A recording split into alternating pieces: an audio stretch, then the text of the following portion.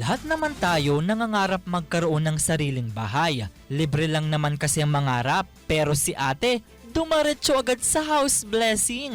Nag-viral kamakailan ang house blessing sa isang bahay sa San Nicolas, Ilocos Norte matapos mabunyag na hindi pala ito pag-aari ng nagpasimuno ng nasabing selebrasyon. Ayon sa tunay na may-ari na nakatira sa Hawaii, nirentahan lamang ng babae ang bahay at nag-uusap pa lamang tungkol sa bentahan. Ngunit wala pa umanong naibabayad at hindi pa naililipat ang titulo ng ipabendisyon ng nasabing bahay. Dahil dito, agad na ipinatigil ng may-ari ang house blessing kahit may pari, mga bisita at catering na sa naturang okasyon. Lumabas din sa ulat na may iba pa palang nagrereklamo sa naturang babae, kabilang ang umano'y hindi natuloy na pagbili ng iba pang ari-arian. Sa ngayon, wala pang pahayag ang panig ng nasabing babae sa mga aligasyon at yan ang ating kamangha-mangha at nakakabaliw na balita. Para sa Boses ng Pilipino, nagbabalita ng todong lakas, Jordan Gutierrez sa Bagong Tunog ng